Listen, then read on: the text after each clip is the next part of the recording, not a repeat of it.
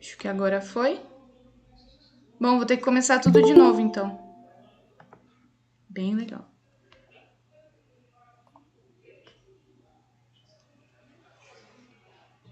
Agora tá saindo som? Confirma aí pra mim. Tá? Beleza. Então, novamente, vamos lá, gente. Problemas técnicos acontecem. Deu certo? Tá. Deu. Beleza. Então, boa noite de novo. Meu som estava desativado no aplicativo, desculpa. Meu nome é Laura. Eu sou presidente da Liga Acadêmica de Clínica Cirúrgica de Piracicaba. A gente é da Universidade Anhembi Morumbi. Essa é a nossa 4ª aula remota. Eu gostaria de agradecer a presença de todos em nome da Liga. Principalmente agradecer o apoio da BLAC e principalmente o capítulo de São Paulo, que inclusive o presidente, doutor ainda não é doutor, Daniel Calisto, está presente com a gente aqui na reunião do Meet. Muito obrigado, o apoio de vocês está sendo essencial. Antes de introduzir a aula, eu já mostrei, né? Mas vou mostrar de novo falando sobre a certificação. Vocês vão ter que entrar num link que a gente disponibilizou na descrição agora. Clicar, vai aparecer essa página. Aí vocês descem até o final. Selecionem a quantidade de inscrições nesse box que está circulado, que é o nome da aula, né? Resolução de casos clínicos na cirurgia geral. Coloca nome e e-mail. Depois termina de fazer o cadastro com o nome da instituição e período da faculdade. Aceita os termos do site. Continua e copia, né, esse número de inscrição que vai ser utilizado num link do Google Forms que a gente vai disponibilizar no final da aula. Bom, agora vamos retornar ao que interessa. Acho que tá todo mundo me entendendo agora, né? Espero. O tema da aula de hoje não é uma novidade aqui pra gente. A Liga tem o costume de desenvolver conhecimento através de casos clínicos. E hoje a gente está com um convidado muito especial, que é o Dr. Felipe, do Papo de Cirurgião. Eu gostaria muito de agradecer sua presença e a sua paciência para a gente combinar essa aula ao longo dessas semanas que a gente foi se conversando. Seja muito bem-vindo novamente, acho que eu já devo ter falado isso. A Maria Paula, que é secretária da Liga, vai apresentar o currículo do Dr. Felipe rapidinho para vocês, tá bom?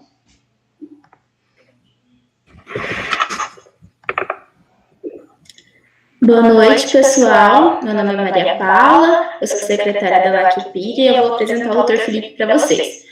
O Dr. Felipe Alexandre Fernandes é médico graduado pela Faculdade de Medicina da Universidade de São Paulo, é formado cirurgião geral e atualmente é R4 da cirurgia do aparelho digestivo pela mesma universidade. Além disso, o Dr. Felipe é o criador e um dos administradores do Papo de Cirurgião e do Medic Coffee. Seja bem-vindo, Dr. Felipe. Olá, obrigado pelo convite, Laura. Obrigado à Liga também. E espero que todo mundo goste da aula. A aula é para ser bem interativa, tá bom? Tem um monte de pergunta. Sempre que vocês tiverem dúvidas, vocês podem digitar aqui no bate-papo, no chat, que eu estou dando uma olhada aqui pelo celular também. E a gente vai tentar fazer uma aula bem interativa. O Dr. Mick, que é o responsável pela Liga também, que está aqui acompanhando a gente, se sempre quiser acrescentar algum comentário, por favor, tá? E vamos lá, espero que todos gostem. Dr. Mick, se o senhor quiser dar um alô para a galera. Então, boa noite, pessoal. Felipe, obrigado pela participação, parabéns aí pela iniciativa. É muito bacana aí o que vocês estão desenvolvendo no trabalho. Daniel, obrigado aí pela participação pela BLAC. Meu nome é Nick, eu sou cirurgião do aparelho digestivo e estou aqui também além de ajudar na Liga, eu sou professor da Universidade Anhembi Morumbi, e também estou representando aqui o Colégio Brasileiro de Cirurgiões da Regional de Piracicaba, interior de São Paulo. Bom, vamos lá, Felipe, vamos lá ao que interessa. Vamos ao que interessa.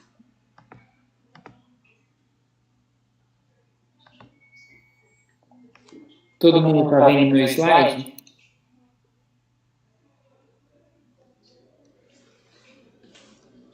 A gente está vendo aqui pelo Meet. Tá. Todo mundo me ouve bem? Vamos lá, então? Então, o primeiro caso que eu trouxe aqui, a gente vai discutir em relação a casos clínicos, tá bom? Qualquer dúvida que vocês tiverem, como eu disse, pode me parar, pode mandar mensagem aqui no chat do YouTube que eu estou dando uma olhada. Então, é um paciente de 54 anos que refere a 2 anos ter sido submetido a uma gastrectomia total por um adenocarcinoma gástrico. Ele procurou o pronto-socorro hoje por parar de eliminação de fezes e flatos há 3 dias, extensão abdominal, náuseas e vômitos hoje. A primeira pergunta que eu vou perguntar para vocês, quais são suas hipóteses diagnósticas, sindrômicas e etiológicas? Então, sempre que a gente vê um caso clínico como esse, a gente tenta classificar em hipóteses sindrômicas primeiro, para depois a gente conseguir chegar nas principais hipóteses etiológicas aí no diagnóstico do nosso paciente. Tá dando eco no som?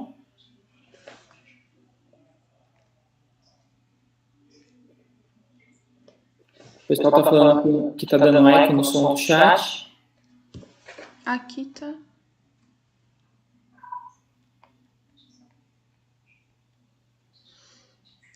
Vou tentar melhorar o som, gente.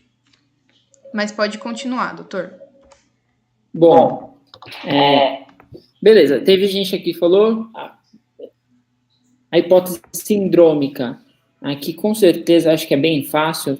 Não sei qual que o ano de vocês, né? Mas a gente pode classificar aqui um abdômen agudo obstrutivo. E lembrar que quando a gente está falando em prova, principalmente, a gente sempre tenta ser o mais específico possível, né? Colocar o máximo de informações possível para a gente, quando está respondendo alguma questão, não perder um ponto desnecessário. Então, abdômen agudo obstrutivo. Por quê? Porque o paciente parou de eliminar fezes e flatos e estendeu o abdômen. Então, tem alguma coisa mecânica ou funcional, a gente vai depois destrinchar quais são as causas de abdômen agudo obstrutivo, que parou o trânsito do trato gastrointestinal desse nosso paciente. E, em relação às hipóteses etiológicas, a gente vai ver que tem inúmeras hipóteses, mas sim, como vocês falaram aqui, a primeira hipótese diagnóstica, sem dúvida nenhuma, é brida. O Matheus, um dos fundadores do papo aqui, costuma brincar, né, que brida é a primeira, brida é a segunda, brida é a terceira hipótese diagnóstica, depois de um paciente ter sido submetido a uma cirurgia e está com o abdômen agudo obstrutivo. Tem algumas outras hipóteses, a gente depois vai falar um pouco mais a fundo, mas o paciente tendo sido submetido a uma gastrectomia por um adenocarcinoma gástrico, esse adenocarcinoma a gente não sabe o estadiamento dele, o examinador aqui não deu para a gente, mas pode ter recidivado no peritônio, e uma causa muito comum é carcinomatose peritoneal, causando um abdômen agudo obstrutivo nesses pacientes, e às vezes até mesmo dependendo da reconstrução, a gente pode ter uma hérnia interna. Vou explicar para vocês o que é isso mais para frente. Então, as hipóteses sindrômicas e etiológicas estão definidas e a gente parte para o exame físico do paciente. O que a gente vai esperar no exame físico? O que a gente quer examinar? Então, acho que a primeira coisa importante é a gente identificar o estado geral do paciente, ver a frequência cardíaca, a pressão, o nível de consciência, principalmente porque um paciente com um abdômen agudo de qualquer natureza pode estar chocado, pode estar com sepse, ou aqui um abdômen agudo obstrutivo por translocação, então a alça tem distensão da alça e transloca a bactéria começa a circular na corrente sanguínea, ou muitas vezes o próprio delgado, né, ou quando é obstrução de cólon, pode tamanha distensão dele, pode perfurar, e aí a gente passa para um abdômen agudo perfurativo com conteúdo entérico na cavidade abdominal, também causando sepse. E também uma outra causa é a distensão ser tão grande, a gente pode levar uma isquemia da parede. Depois que a gente fez o exame físico geral, a gente pode fazer o exame físico direcionado. Isso é muito importante a gente examinar, lembrar essa etapa, porque muitas provas cobram isso também, e a gente lembrar que uma causa do abdômen agudo obstrutivo é a hérnia inguinal. Então, já caiu isso na prova prática aqui do HC, já caiu isso para a gente lembrar de escrever na prova escrita também, a gente lembrar de fazer o exame físico da região inguinal do paciente, que veio com abdômen agudo obstrutivo, ou seja, a gente tem que despir o paciente, colocar a calça aí pelo menos no nível do joelho, para a gente ter certeza que o paciente não tem uma hérnia inguinal.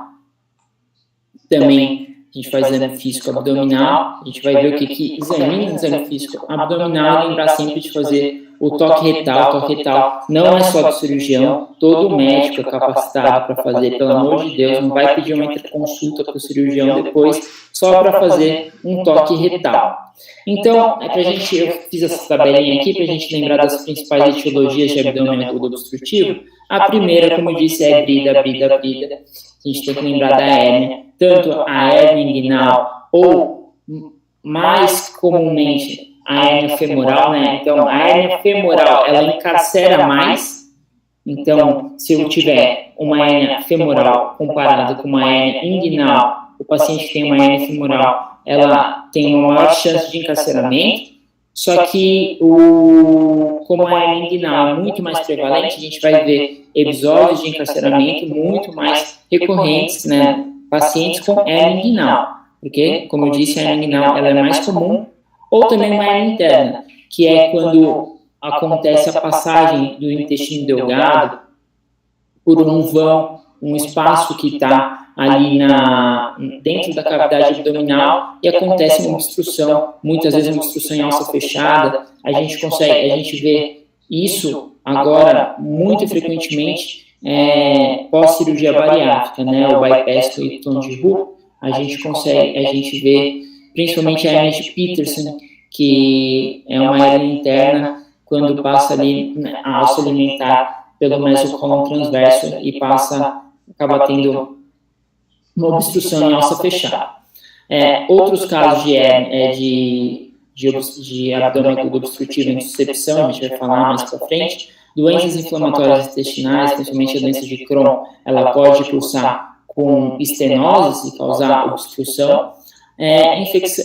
Infecção por vermes, então ascaris, bolo de ascaris, aí é mais anedótico, mas sempre tem uns vídeos no Instagram que mostram uns bolos de ascaris causando um abdômen agudo obstrutivo. Neoplasia, aí sim, muito importante, principalmente o câncer coloretal.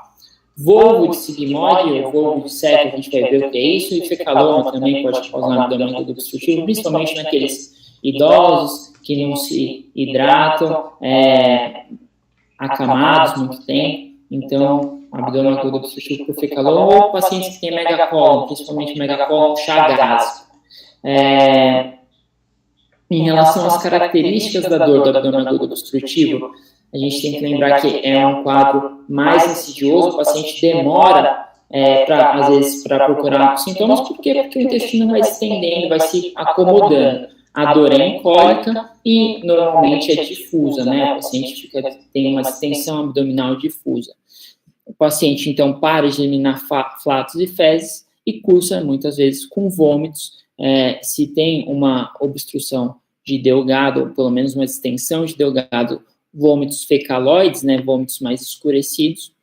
No exame físico, o que eu vou querer ver nesse paciente? Sinais de desidratação, taquicardia, pressão, hipotensão, a pressão baixa, sinais de sepse. O exame físico abdominal, o abdômen normalmente está distendido, hipertimpânico, né, pelo excesso de gás, ver se o paciente realmente não está em sepse, e os fluidos hidroaéreos. Isso é muito importante, principalmente quando a gente está falando em questões de prova, de residência ou qualquer uma questão na prova, se ele está aumentado ou diminuído. Por quê? Porque ruídos hidroaéreos aumentados quer dizer que eu tenho uma obstrução mecânica, eu tenho alguma coisa que está parando o meu trânsito intestinal, né? Está fechando o intestino e causando uma obstrução mecânica. Agora, se eu tenho ruídos hidroaéreos diminuídos, eu posso ter uma obstrução funcional. A gente vê uma obstrução funcional, as duas principais causas que a gente tem que lembrar é o ilho metabólico e o Ogilvy, a pseudoobstrução intestinal. O ilho metabólico relacionado a principalmente cirurgias, né, tem uma extensão global aí do intestino delgado junto com o cólon, e o Ogilvy é uma obstrução mais só colônica, que a gente vê também em pacientes críticos, ou também mais relacionado pós-gestação, tá bom? Bom, partindo do princípio que a gente está diante de um abdômen agudo obstrutivo, a primeira hipótese diagnóstica, vocês falaram, é brida, qual é o primeiro exame que eu solicitaria? Agora eu vou esperar aqui quais exames vocês solicitariam, eu vou esperar no chat, aqui no YouTube. Vão falando aí, tem um delay, então eu vou tomar uma água e espero que vocês respondam qual exame você solicitaria. Hemograma, creatinina, tomografia, ultrassom, raio-x, ressonância magnética, quais exames aí? O primeiro a solicitar para abdômen agudo obstrutivo.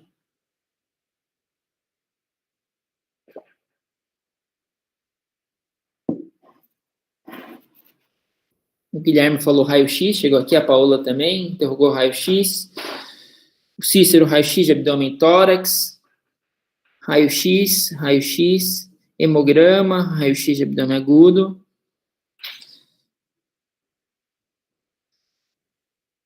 Beleza. Então, primeira coisa, quando a questão perguntar quais exames, nossa, então pode escrever um monte. Por quê? Porque se não for um checklist negativo, ou seja, você, por exemplo, abdômen agudo obstrutivo, você pediu um ultrassom de abdômen que está errado nesses casos, principalmente se eu estou pensando em brida, que não vou conseguir ver nada, quanto mais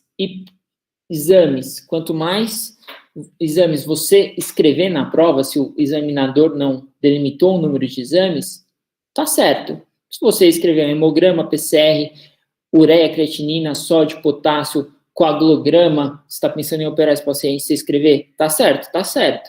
Agora, se o examinador perguntar qual exame, ou qual o melhor exame para o diagnóstico, aí você tem que escolher um.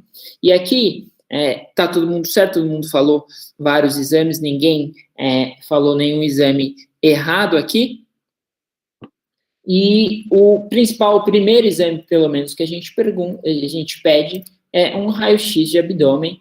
E interessante, a gente sempre quer falar raio-x de abdômen, e na prova você escreve sempre completo também. Raio-x de abdômen, DDH ortostase, ou tomografia de tórax, abdômen pélvico com contraste endovenoso, ou sem contraste endovenoso. Sempre dá nome e sobrenome para as coisas, para você sempre tentar pegar as notas no checklist. E aqui eu tenho 2 raio-x, o da esquerda e da direita, e eu pergunto para vocês, qual que é o pior? O da esquerda ou da direita que está pior? Então, o que eu vejo aqui nesse raio-x? Enquanto vocês vão falando, eu tenho distensão, eu vejo distensão em alças centrais, então é uma distensão predominantemente de delgado. A gente consegue ver aquelas válvulas coniventes, ou também chamadas de empilhamento de moeda, tanto no da esquerda quanto no da direita. E também tem um nívelzinho líquido aqui, principalmente observado no exame da esquerda. Outra coisa que eu não vejo, que é importante a gente sempre ver, que não tem gás na ampola retal, ou seja, o paciente realmente está obstruído, por isso que ele parou de eliminar fezes e flatos. Por quê? Porque uma obstrução mecânica não deixa chegar o conteúdo entérico até o cólon. Então, qual que é o raio-x que está pior? Nenhum dos dois. O raio-x é do mesmo paciente, tá? Só que um é em ortostase, ou seja, o paciente está em pé e o outro paciente está deitado. E qual que é o paciente que está em pé? É o da esquerda. Por quê? Porque aqui eu tenho nível líquido. Nível líquido. Então, eu tenho gás em cima e aqui o nível com a água, com o líquido. Tudo bem? Principalmente aqui, ó, nessa bolha. Aqui eu consigo também identificar um nível líquido no da esquerda. Tá bom? Então, ortostase e decúbito, DDH, tá? Então, quando a gente for pedir, é o famoso raio-x de abdômen agudo, a gente tem que pedir raio-x em ortostase e DDH. Bom, a gente solicitaria outros exames para esse paciente? Sim, quando eu falo exame de imagem. Por quê? Porque tem que pedir uma tomografia. A gente não fechou o diagnóstico desse paciente. Esse paciente tem brida? Possivelmente tem uma brida. Por quê? Porque ele foi submetido a uma cirurgia no passado. Mas eu tenho certeza que é uma brida? Não, não tenho certeza que é uma brida. Por quê? Porque eu posso ter uma carcinomatose, posso ter uma hernia interna, e tudo isso pode cursar com distensão de delgado. Mas agora eu trouxe uns outros exames para vocês darem uma olhada se eu conseguiria fechar o diagnóstico. Se o raio-x do meu paciente fosse esse daqui, vocês fechariam o diagnóstico com esse raio-x?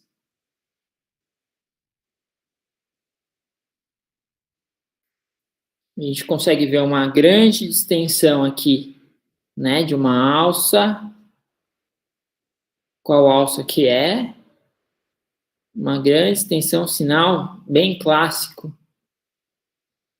Aqui já falaram, sinal grão de café, ou sinal do U invertido, que é um volvo de sigmoide, tá? Perfeito, aqui é um sigmoide, está virado para cá.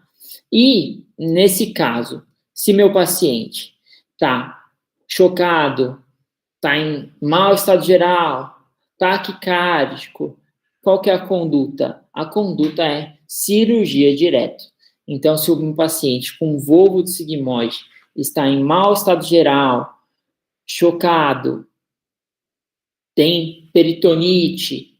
Por quê? Porque isso daqui, o volvo de sigmoide, é a torção do intestino grosso, né, do sigmoide, em relação ao seu próprio eixo e causa uma obstrução em alça fechada. O ar entra um pouco, mas não sai, entra, não sai, e isso daqui está prestes a explodir. Se a gente for medir aqui, isso daqui deve ter mais de 12 centímetros, lembrando que nem é o sigmoide onde tem a parede mais fraca, a gente vai ver depois uma outra obstrução em alça fechada. Quando tem uma obstrução em alça fechada, um outro tipo, o que perfura primeiro é o seco, porque tem uma parede mais fina, mas o sigmoide também perfura, e aqui também está relacionado com uma causa vascular, porque lembrando, é o mesosigmoide, é onde vem os vasos sigmoide que foi torcido. E aqui a foto da cirurgia do nosso paciente. A gente pode observar aqui que o volvo do paciente, o sigmoide está necrosado. E aí, então, a gente faz o paciente chocado, em mau estado geral, a gente faz uma colectomia com colostomia terminal aqui. O epônimo para isso também é famoso, uma retismoidectomia Hartmann, tá? E aqui eu trouxe uma imagem, uma tomografia de um volvo também. Não é do mesmo paciente, aquele paciente fui eu que operei, mas esse daqui é um outro caso que mandaram para a gente no papo de cirurgião. Precisa fazer uma tomografia para um volvo de sigmoide? Só se você ficou com dúvida diagnóstica. Às vezes, na vida real, não é tão fácil assim, principalmente nesse caso que estava tudo distendido, o paciente tinha demorado bastante tempo. E a gente vê aqui, uma distensão global, principalmente do cólon, e aqui embaixo, anotem aqui embaixo que tem um giro, o giro do meso, a gente consegue identificar aonde que está o volvo, o mesosigmoide está torcido, Nesse caso também tinha sofrimento de alça e o paciente teve que ser submetido a uma retroesmoidectomia. Só para fechar a conduta do Volvo, se o paciente está em bom estado geral, se o paciente está com uma dor há pouco tempo, não está chocado, não tem peritonite, ou seja, ele não tem sinal nenhum de sofrimento vascular do mesosigmoide, a gente pode fazer uma distorção do Volvo clinicamente, ou seja, não cirurgicamente, né? Não clinicamente, assim, clínico, dar o remédio, não tem nenhum remédio, mas a gente pode fazer uma distorção por colonoscopia. Então, a gente introduz o colonoscópio e retifica o sigmoide distorcendo, tá? Outra coisa, às vezes, pode fazer até um retoscópio rígido, um retosigmoidoscópio rígido, se você não tiver uma colonoscopia para distorcer esse Volvo. E um outro raio-x aqui agora. Esse paciente também referia parada de eliminação de fezes e flatos há 5 dias, um paciente de 65 anos, emagreceu aí nos últimos 6 meses aproximadamente 10 quilos, e quando a gente fez esse raio-x também, é um paciente que eu operei, a gente identificou isso. Tem uma distensão muito periférica e a gente não consegue ver uma distensão central, ou seja, tem uma distensão predominantemente de cólon, uma distensão de cólon. Isso daqui é aquele famoso abdômen agudo em alça fechada. O que é isso? O paciente tem um tumor aqui no cólon esquerdo, esse paciente tem um tumor de sigmoide que obstruiu o cólon esquerdo sigmoide e a válvula iliocecal, né, que é a válvula aqui entre o ilho terminal e o seco, ela é competente, ela é continente, ou seja, ela faz o papel de válvula, ela não deixa o conteúdo do seco voltar pro intestino delgado. Isso daqui também é uma urgência. Está indicada uma laparotomia exploradora nesse caso, sem nenhum outro exame, e se a gente não correr, o seco perfura, tá? Por causa da distensão. Seco, a gente tem até um limite aqui, dependendo da literatura, que você for dar uma olhada, de 10 ou 12 centímetros para iminência de perfuração desse seco. Aqui esse paciente tinha sofrimento do seco, a gente teve que fazer uma colectomia total, aqui com uma ileostomia terminal, e amputou, fez a retroesmoidectomia, né, tirou o tumor e amputou aqui o coto distal. Esse paciente ficou super grave, mas graças a Deus, depois de mais ou menos, acho que 15 dias de UTI, ele conseguiu sair. Um outro caso de abdômen agudo obstrutivo, esse paciente com uma retocolite descompensada, o paciente que está aí com vários episódios então ele tem uma doença inflamatória intestinal, tem vários episódios de diarreia, está agora em mau estado geral, taquicárdico, e qualquer hipótese diagnóstica que a gente pensa é de um megacolon tóxico. Então, eu trouxe esse slide aqui só para falar, eu tinha falado da doença de Crohn causando estenose, né, uma outra forma de abdômen agudo obstrutivo relacionado com a doença inflamatória intestinal é o megacolon tóxico, quando eu tenho descompensação da doença inflamatória, principalmente da retocolite, o paciente tem vários episódios de diarreia e depois ele faz um megacolon com supercrescimento bacteriano. Se ele fica, às vezes essa bactéria transloca, causa sepse, e o tratamento inicial é hidratação, antibiótico terapia endovenosa, e a gente faz algumas doses de corticoide. Se o paciente está muito grave, também tem que ser submetido a uma colectomia total de urgência, e os pacientes são submetidos à cirurgia com megacolon tóxico, tem uma mortalidade muito elevada. E aqui esse raio-x, o da esquerda e da direita. O que vocês estão vendo nesse raio-x? Esse raio-x é muito importante, a gente sempre ficar de olho, sempre cai, é super grave, e a gente não pode deixar passar. Qual que é a diferença do raio-x da direita para o da esquerda? E qual que é o diagnóstico?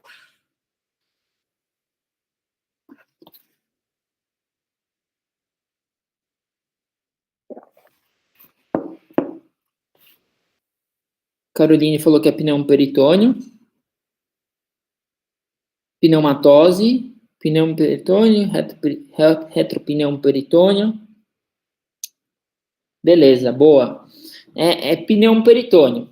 Pneumoperitônio, eu concordo que a imagem da direita é muito mais fácil da gente fazer o diagnóstico de pneumoperitônio, né? Aqui a gente consegue ver na cúpula diafragmática direita a presença de gás, fora de alça, pneumoperitônio, ou seja, alguma víscera do abdômen perfurou.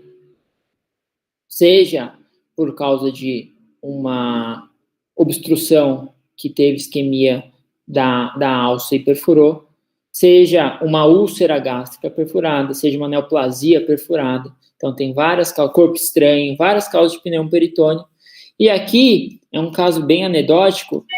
A seta branca está mostrando um sinal que chama sinal de Higler, que a gente consegue ver as duas paredes do intestino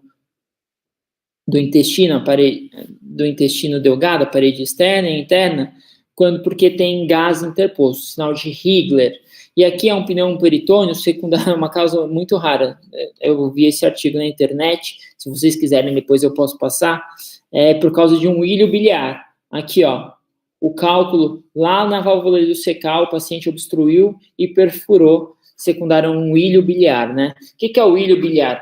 Também a prova adora isso, é uma fístula colecistoentérica, ou seja, tem uma fístula, uma comunicação entre a vesícula biliar e, normalmente, duodeno, que é onde está a parte do intestino que está mais perto aí da vesícula biliar, uma vesícula que está cronicamente inflamada, uma fístula colecistoentérica. E aí a pedra da vesícula, que era para ficar lá dentro da vesícula, ela passa para o intestino delgado.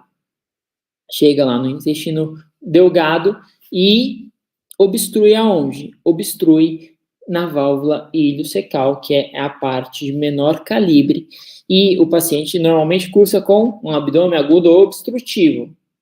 A obstrução pode levar a isquemia da parede e perfuração. Aqui é um abdômen agudo, agora perfurativo, secundário a um ilho biliar, urgência, né?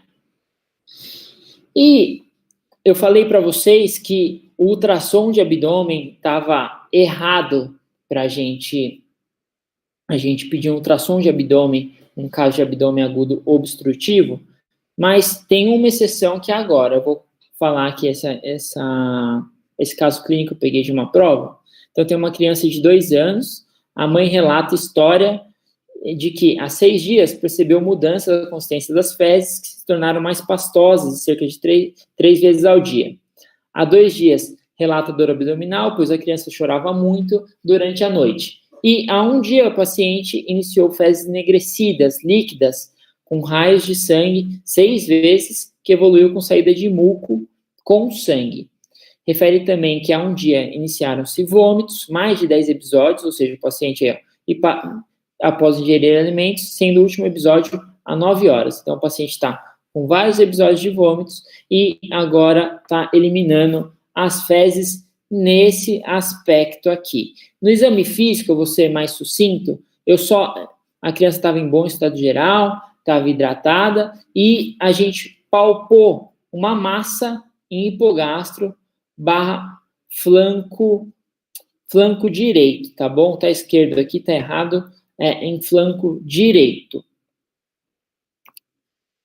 E aí, pergunta-se, qual exame solicitar? Então, isso daqui é muito típico quando a gente fala de uma criança com as fezes nesse aspecto. Então, uma perguntinha de prova, que as fezes em aspecto de geleia de framboesa ou geleia de morango, relacionado com a intussuscepção intestinal ou invaginação. Ou seja, uma alça entrou dentro da outra e aí a mucosa começa a entrar em sofrimento e causa sangramento. Na criança, geleia em framboesa, aspecto geleia em framboesa ou geleia em morango, tá? E aí o exame que faz o diagnóstico dessa doença, da intussuscepção, é o ultrassom de abdômen. E a intussuscepção pode cursar com um abdômen agudo obstrutivo por uma alça entrar dentro da outra e obstruir aí a passagem, o trânsito, tanto que essa criança estava cursando com o quê? Com episódios de vômitos, tá? Intussuscepção, eu vou pedir o quê? Um ultrassom de abdômen. E o ultrassom de abdômen é essa imagem típica, que é a imagem do alvo, ou um pseudo-rim, que é nada mais do que a alça dentro a parede da alça dentro da própria alça, fica uma dentro da outra, forma que esses níveis aqui no ultrassom, que é o sinal do alvo. Eu trouxe um vídeo para mostrar para vocês de uma intussuscepção. Isso aqui é de um amigo meu que faz residência nos Estados Unidos, inclusive na Mayo Clinic. Aqui vocês viram então a alça, uma dentro da outra, e aí o cirurgião, para tirar, fica malachando a alça de proximal para distal, para voltar isso daí como era antes. Aqui é de um adulto, mas o que a gente tem que lembrar, se vocês estiverem anotando, é que na criança menor que 2 anos, normalmente isso é idiopático, ou seja, não tem causa nenhuma. Está relacionado com algumas infecções virais, está relacionado com a infecção, vacinação contra o rotavírus, mas normalmente é idiopático. Em alguns casos pode estar relacionado com linfoma. Quando eu estou falando de adultos jovens, eu vou passar o vídeo novamente, aqui ó, a intussuscepção, a invaginação, ó, aqui dá para ver bem. Quando eu falo de adultos jovens com invaginação intestinal, normalmente está relacionado com o divertículo de Meckel. Então, onde tem o divertículo, faz com que uma alça entre dentro da outra. E quando eu estou falando em pessoas mais idosas, então, que poderia ser inclusive o caso do nosso paciente, eu tenho que lembrar sempre de carcinomatose, principalmente se o paciente tem histórico de câncer, já caiu na prova do UHC, uma carcinomatose e uma metástase de melanoma, causando um episódio de intussuscepção, uma questão super difícil, tá bom? Então, aqui a gente malachando.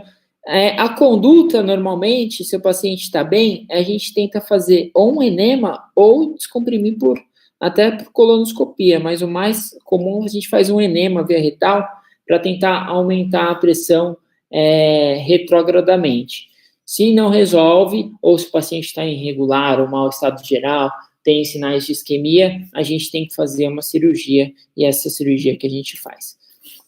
Bom, um outro caso de abdômen agudo obstrutivo, está acabando, juro, esse daqui é um paciente em leito de UTI, internado por pneumonia bacteriana, podia ser um COVID, tá?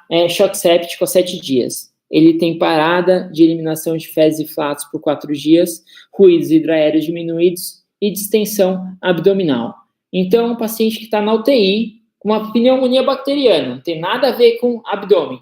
Um choque séptico, pode ser que esteja melhor ou não, mas aí o clínico pede avaliação do cirurgião, porque parou de eliminar fezes e flatos, distendeu o abdômen. A gente vai lá examinar, realmente o abdômen do paciente está um tambor e os ruídos estão diminuídos. O que eu falei para vocês? Quando eu tenho ruídos hidroaéreos diminuídos, eu vou tentar pensar em uma coisa mais funcional, tá? Quando eu tenho ruídos hidroaéreos aumentados, eu vou tentar lembrar de uma obstrução mecânica. E aí eu peço um raio-x no leito da UTI e vem isso daqui, ó.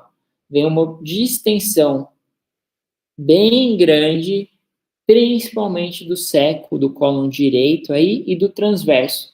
Isso daí só pode ser uma coisa, tem uma hipótese diagnóstica, e a principal é uma síndrome de Ogilvy ou pseudoobstrução intestinal, tá? É uma distensão funcional, principalmente do cólon, do intestino grosso, relacionada a quadros graves. Então, o paciente está chocado, o paciente está mal no leito de UTI, e em alguns casos a gente acaba vendo isso em pacientes no puerpério, pós-gestação, tá?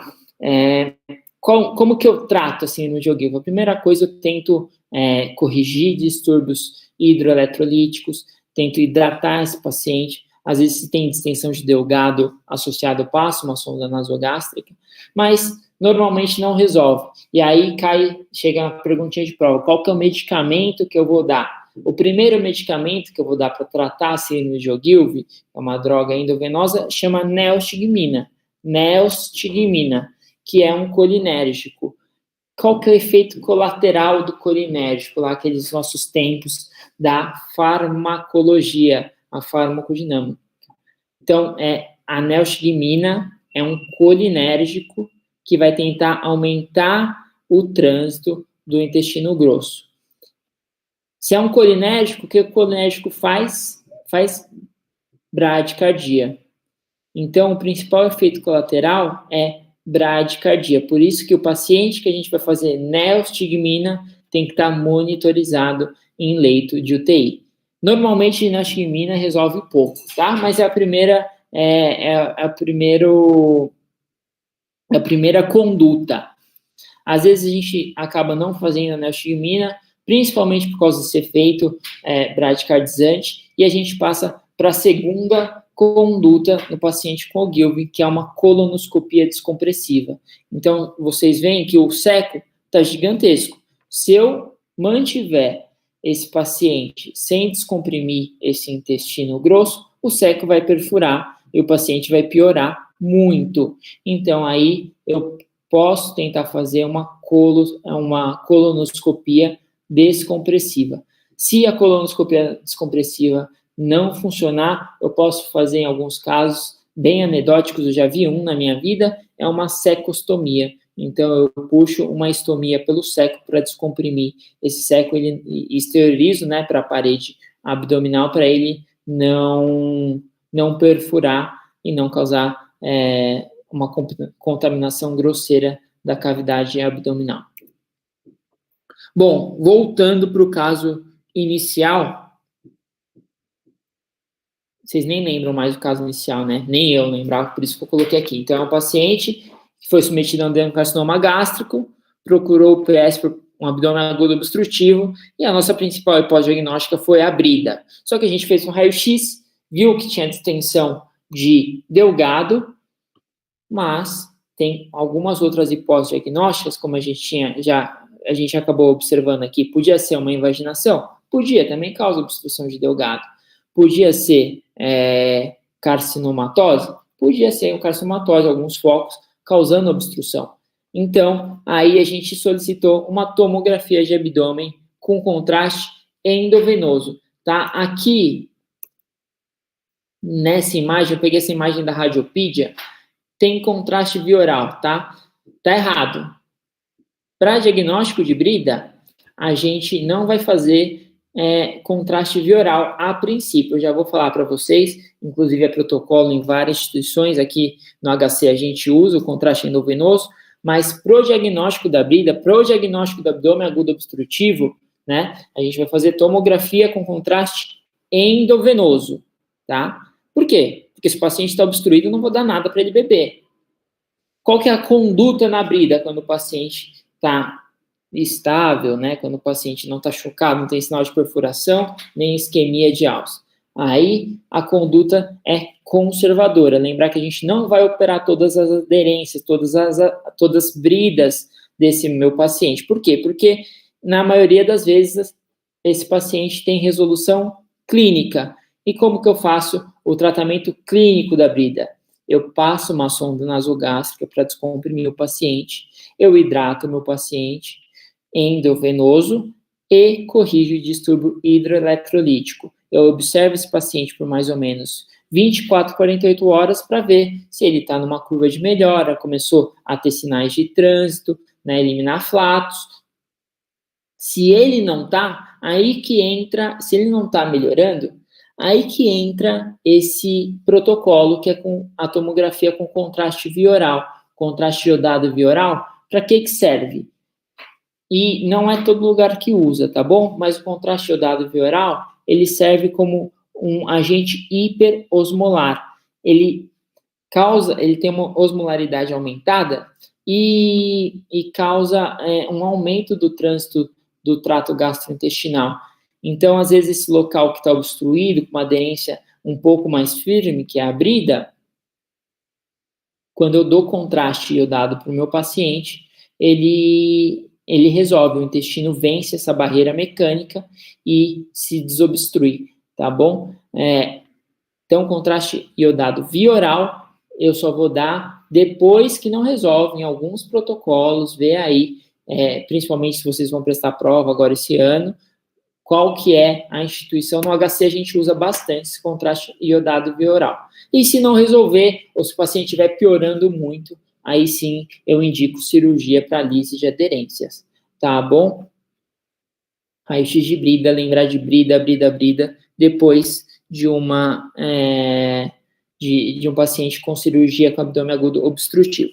Vocês estão com alguma dúvida? Querem perguntar alguma coisa? Acho que acabou de abdômen agudo obstrutivo.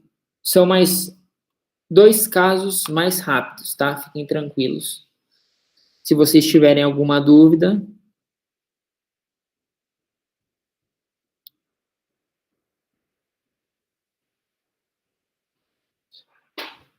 Bom, então agora eu vou para o próximo caso.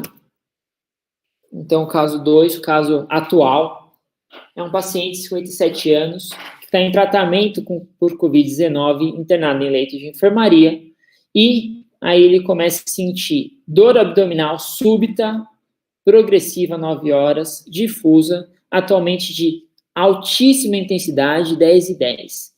A paciente é hipertensa, dislipidêmica, tabagista e também já teve um infarto agudo prévio. Então, o que chama atenção para a gente aí nessa história? A paciente estava internada, tem uma doença, né, que está na moda agora, infelizmente, uma doença grave, que é protrombótica, já dei uma dica boa, mas tem uma dor abdominal súbita. E tudo que é súbito na medicina, na cirurgia, eu vou lembrar de uma causa.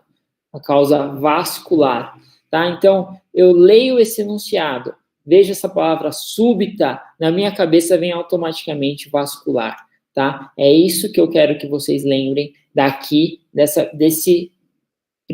da primeira parte da anamnese. Bom, a exame físico, ela está em regular estado geral, então ela não está bem, está algo desidratada, está descorada, está um pouco sonolenta já, taquicárdica, tendendo à hipotensão, mas está normotensa ainda, e tem um tempo de enchimento capilar um pouco aumentado, lembrando que o normal é menor do que 3 segundos. E aí, no exame físico, o Matheus até fala, o que eu vou fazer? Eu vou palpar o pulso dessa paciente. Então, você palpa o pulso, ou você ouve as bulhas, e as bulhas estão arrítmicas. Então, aí a gente começa a fechar nosso caso.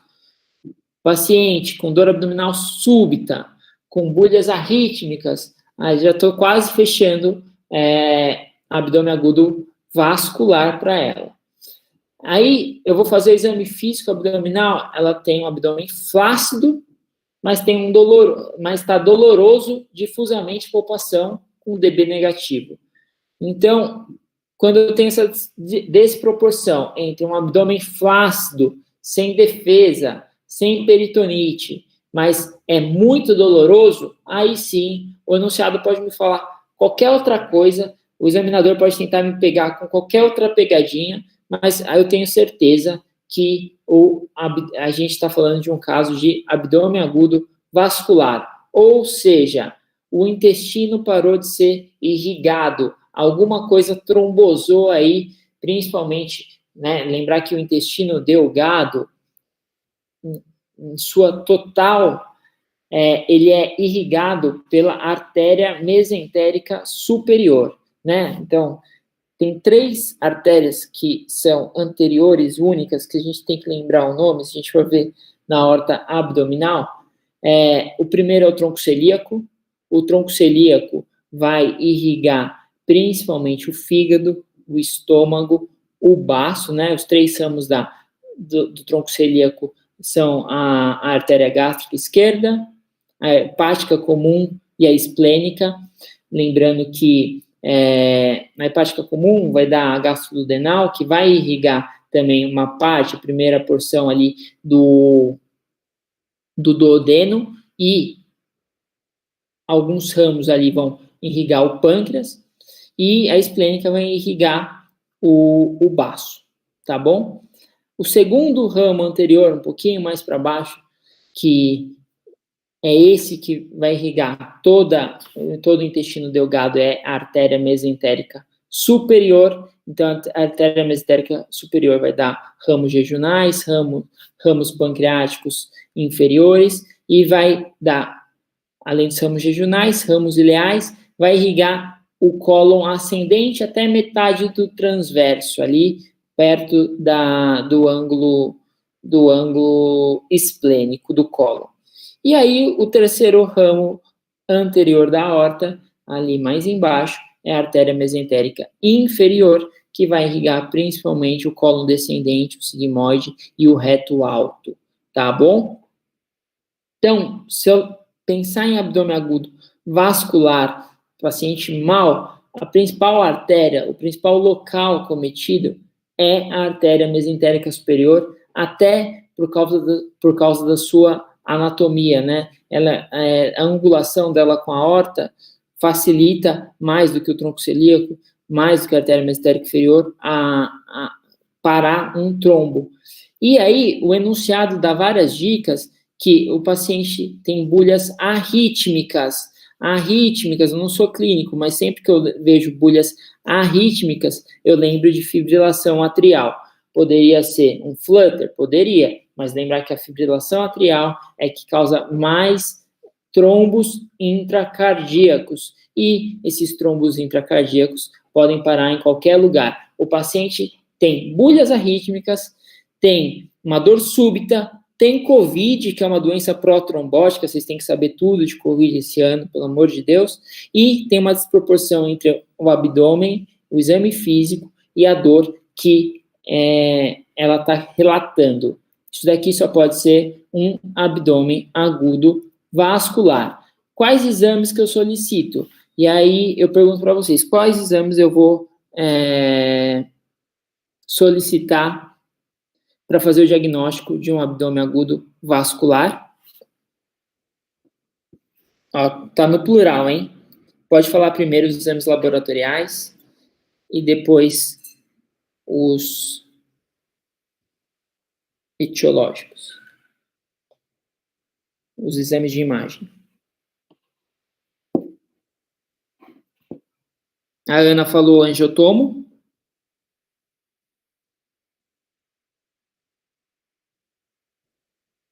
Tomografia com contraste endovenoso, no Caroline. Só tomar cuidado, Caroline. Então, vocês falaram todos angiotomografia, tomografia. Quando a gente for falar, você fala assim, qual que é o exame principal de imagem? Aí, o certo é uma angiotomografia de abdômen e pelve, tá? Por que a angiotomografia? Porque eu quero ver os vasos. A tomografia com contraste endovenoso é uma angiotomografia? Na prática é. Mas na prova pode te descontar pontuação. A angiotomografia normalmente vai um pouco mais de contraste e os cortes da tomografia são menores, né? Porque o radiologista ele tem que ter uma maior acurácia aí para ver o trombo, para identificar. E aí, quando a questão pergunta exames, você tem que lembrar dos exames laboratoriais. Uma coisa muito legal da gente lembrar que o principal pós-diagnóstica de uma hiperamilasinemia, nossa, palavra difícil, ou seja, a amilase aumentada é um sofrimento de alça, tá? Então, sofrimento de Delgado pode aumentar a amilase. Então, nesses casos, até se você tem dúvida diagnóstica, vai demorar para fazer a tomografia, você pode solicitar amilase. Lembrar, o paciente está mal, então vale a pena você fazer uma gaso arterial. Por quê? Porque o intestino dele está sofrendo, então ele vai ter um pH ácido, vai ter um lactato aumentado, pelo turnover celular, né, pela morte celular, o DHL dele também está aumentado.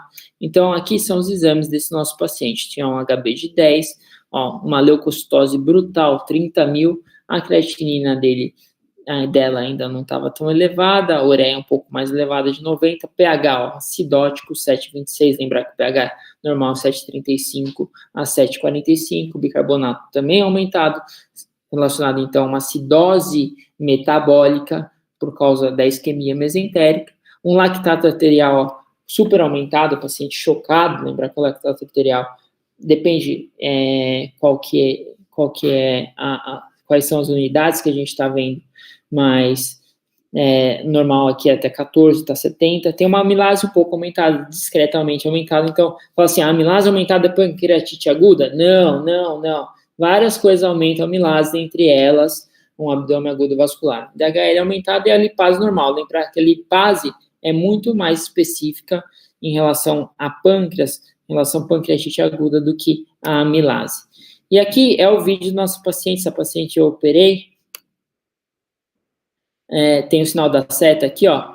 Então, ela fez uma angiotomografia começou no tórax, mas abdômen e pelve principalmente. Aqui, ó, a aorta, primeiro ramo, o tronco celíaco. Eita, passou aqui.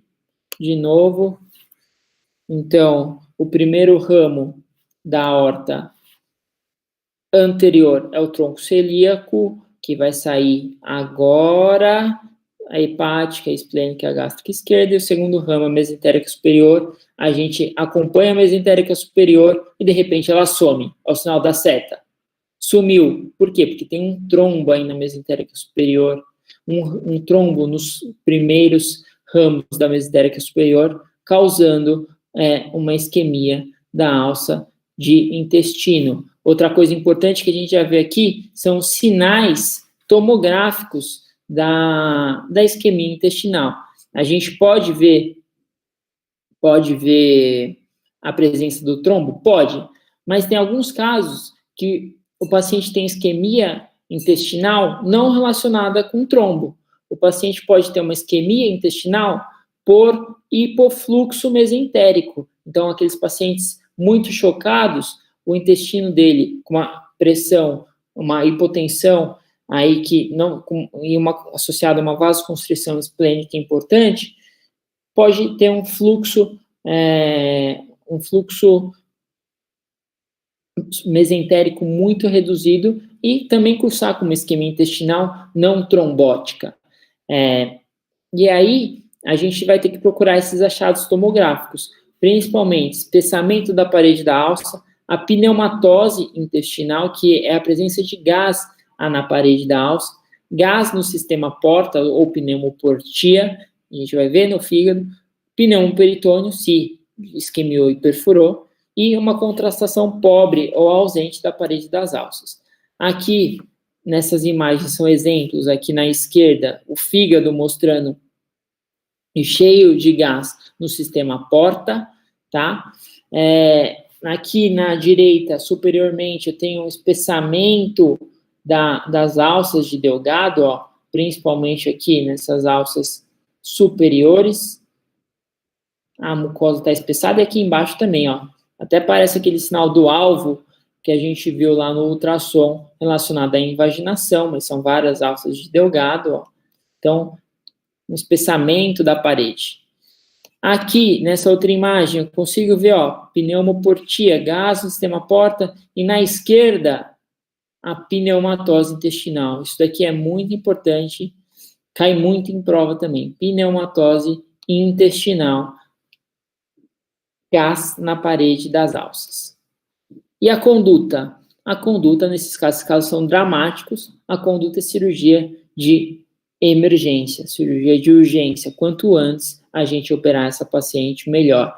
E normalmente a gente tenta uma cirurgia combinada junto com a cirurgia vascular para tentar desobstruir aí a artéria mesentérica superior se a alça está borderline, se a alça não morreu completamente. Então, se a gente consegue chegar a tempo no paciente, operar a tempo, tem algumas partes do intestino que ficam borderline, que a gente chama, ou seja, talvez está morrendo, está meio pálido, mas não morreu ainda, então a gente chama a cirurgia vascular, eles entram por endovascular, na maioria dos casos, mas pode ser também por cirurgia aberta, abrir lá a mesentérica superior, passar aquele catéter de Fogarty, mas normalmente eles fazem isso por endovascular, passam catéter de Fogarty na mesentérica superior e tentam tirar a maioria dos trombos. Essa nossa paciente aqui, ó, infelizmente, quando a gente entrou, a necrose estava delimitada, saiu 1,5 metro de intestino delgado, a gente consegue ver as alças todas vinhosas aqui, mortas, sem peristaltismo nenhum. Parte do cólon direito também tinha sofrimento, e aí a gente fez uma enterectomia com uma colectomia direita, e nos casos que a paciente está muito chocada, ou nos casos em que tem parte do intestino que está viável, outras partes que não estão viáveis, a gente faz até uma cirurgia que a gente chama de cirurgia de controle de danos. A gente não faz nenhuma anastomose, obviamente, não faz nenhuma ostomia, a gente fecha só essa paciente e com as alças sepultadas, né, tira o que está morto, o que está borderline a gente deixa só sepultado lá e reaborda em 24, 48 horas o paciente depois de uma estabilização da UTI, depois da conduta da cirurgia vascular. Aqui reparado nessa foto da direita, é uma imagem bem legal, que é um ramo ileal da mesentérica superior, e quando a gente abriu esse ramo, não perdi essa foto, não tem essa foto, pelo menos quando eu tirei dava para ver direitinho, até deixei aqui em aumento. Quando a gente abriu esse ramo, a gente viu o trombo dentro desse ramo da mesentérica superior, vários trombinhos, nem sangrou, a gente deixou um mixer do lado para ver, mas não sangrou, obviamente a gente ligou, mas estava o trombo dentro dela. Nessa paciente a gente não fez a cirurgia em 2 tempos, o paciente ficou estável, estava delimitado o segmento, tinha um segmento de intestino delgado bem perfundido, a gente só fez uma ileostomia a Miculix, chama Miculix, porque a gente esterilizou o ilho, o jejuno, né, o jejuno / ilho, o que ficou de intestino delgado, e na outra parte esterilizou o cólon transverso junto, para no segundo tempo, quando ela melhorasse, tudo saísse do quadro agudo, a gente reconstruísse dela sem precisar abrir a barriga. Chama Miculix. Bom, o último caso, prometo ser breve, esse caso caiu na minha prova. Alguém tem alguma dúvida? A Jéssica perguntou dedímero. Bom, Jéssica, o dedímero está aumentado em casos de trombose, mas o dedímero não é específico, ou seja, qualquer coisa aumenta dedímero. Covid-19 aumenta dedímero, lembra? Tanto que tem trabalho aí que mostra que dedímero maior que 10.000 talvez melhore você anticoagular pleno paciente, né? Então, trauma aumenta o dedímero, cirurgia prévia aumenta o dedímero. Então, o dedímero, ele não é um exame com alta especificidade, a gente acaba não solicitando, tá? Principalmente quando a primeira, segunda, terceira e pós-diagnóstica é um abdômen agudo vascular, é igual no TEP, tá? Se você está pensando em TEP, você não vai solicitar um dedímero, você vai pedir uma angiotomografia de tórax. Agora, se você tem uma baixa probabilidade de TEP, você quer ter certeza que esse paciente não tem um TEP, ou nesse caso aqui, uma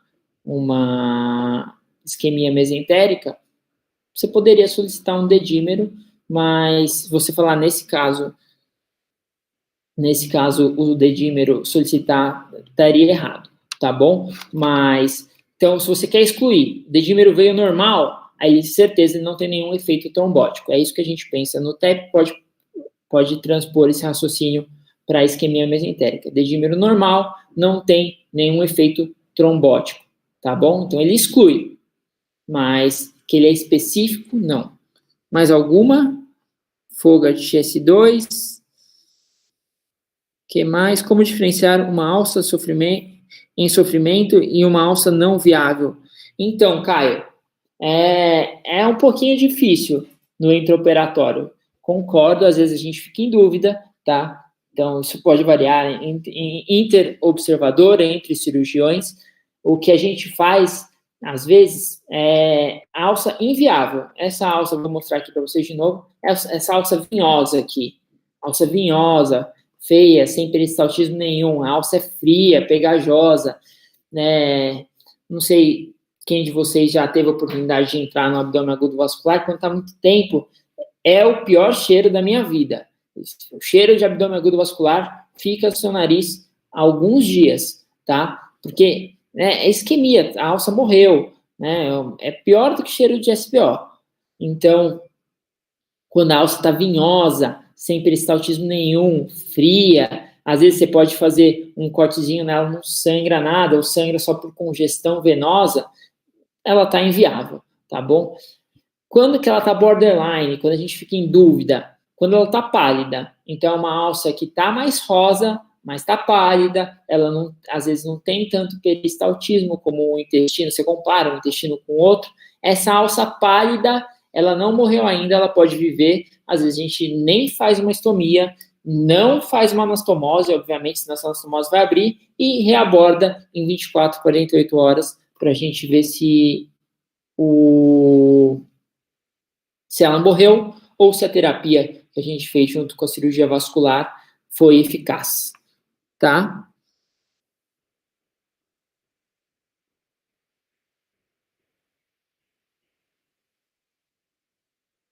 Beleza.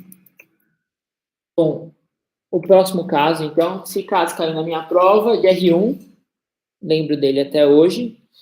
Então, eu tenho um homem de 74 anos com MC de 22, vem ao pronto-socorro queixando-se de dor abdominal empontada na fossa ilíaca direita há cerca de 8 dias. Ele refere que nunca havia tido um quadro semelhante e que sentiu fortes dores em região umbilical antes que a dor se localizasse em quadrante inferior direito do abdômen.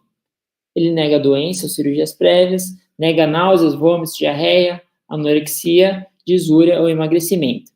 Nega sangramentos digestivos, conta que no dia anterior foi atendido em outro serviço, onde foi realizada a tomografia de abdômen. Então, é um paciente com dor em fossa ilíaca direita há cerca de 8 dias, bastante tempo já, hein? No exame físico, ele está em bom estado geral, com sinais vitais normais, anictérico, está febril, temperatura de 37,8, retal 38,5, o exame cardiorrespiratório é normal.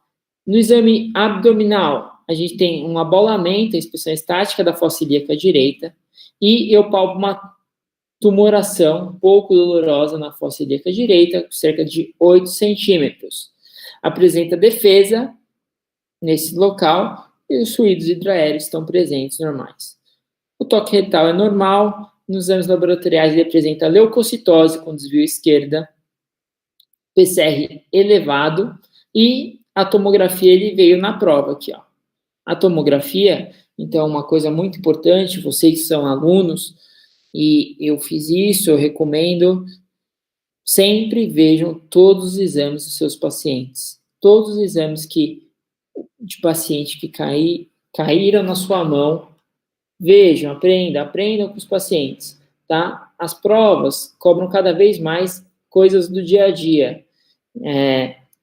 Então, você tem que saber ver bem uma tomografia, tem que saber ver bem um raio-x, tem que saber alguma coisa de ultrassom, principalmente quando você está falando de vesícula, apêndice, tem que saber dar uma olhada, tem que saber o que é um abscesso, tem que saber o que é um sinal de uma diverticulite, um pneumoperitônio na tomografia, no raio-x, e isso a gente só ganha na prática, tá? Não adianta a gente ficar tentando estudar por livro.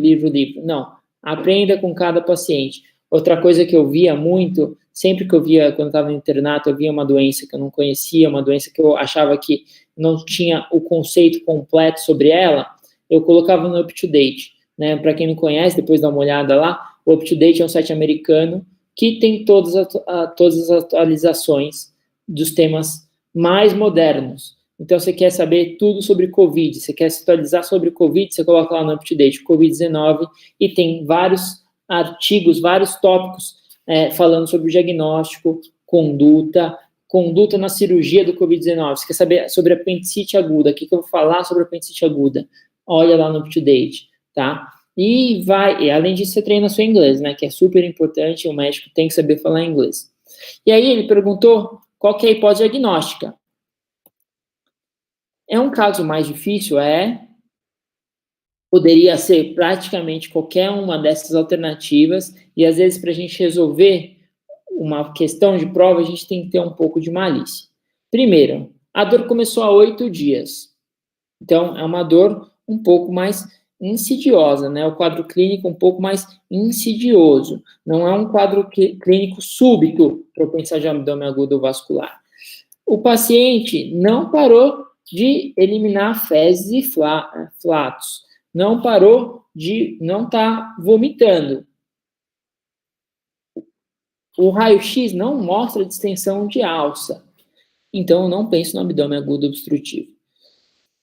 Quando eu vejo a imagem aqui, o que eu vejo? Eu vejo uma imagem, uma lesão, né, circunferencial, com conteúdo aqui até hipoatenuante dentro, que parece ser líquido, na tomografia aí do flanco direito, da fossa ilíaca direita, onde eu palpava a massa. Ele pergunta qual que é a hipótese diagnóstica principal, um tumor de seco, um tumor de apêndice, uma apendicite aguda, ou uma doença de Crohn. Então, se fosse um tumor de seco, será que você vai falar 8 dias de história? Tumor de seco, primeiro, é difícil tumor de seco obstruir. Pode, tá? Tem que ser um tumor de seco muito grande, mas aí seria uma obstrução. Não causaria febre, a não ser que tivesse uma extensão muito grande e perfurasse, tá? Poderia ser um tumor de apêndice? Podia. Pode ser um tumor de apêndice, pode ser um tumor de seco, pode ser um tumor de seco perfurado, bloqueado.